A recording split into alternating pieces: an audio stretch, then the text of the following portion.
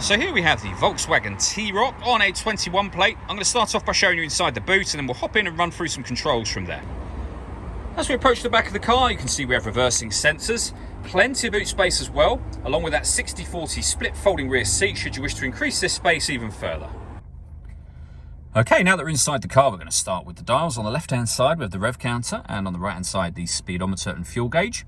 In the middle, you can see the total miles for the car, which are 2,665. Above that, we've got a trip computer section. So you can change information displayed there. You can, for example, have a digital readout for the speedometer.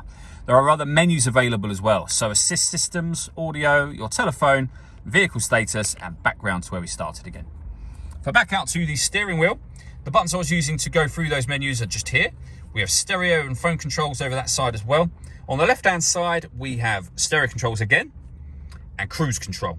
Once you set cruise control, you can hit this button just here if you wish to, and this car is able to maintain its own distance between itself and the car in front. It will both speed up and slow down automatically depending on the car in front's speed. We've done a video showing that working, in fact, and you can find that on our website and on our YouTube channel as well.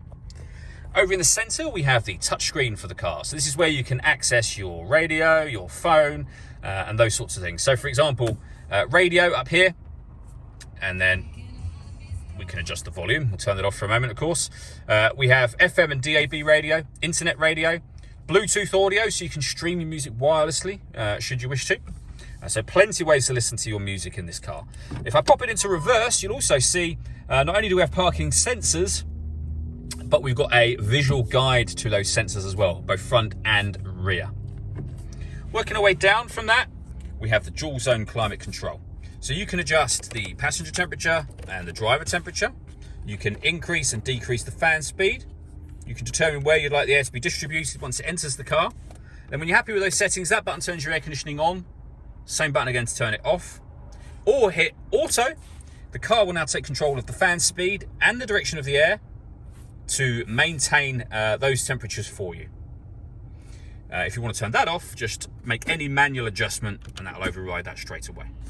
Underneath that, we have two USB inputs. These are USB-C inputs, as you can see. We have a 12-volt charging socket, start and stop button, which will start and stop the engine for the car. And then we have the gear lever for the fully automatic gearbox. And then finally, an electronic handbrake with auto hold function. All that leaves me to say is thank you for taking the time to watch this video. If you'd like to come and see the car in person and have a test drive, please feel free to call any of our MJA sites. We'd love to hear from you soon.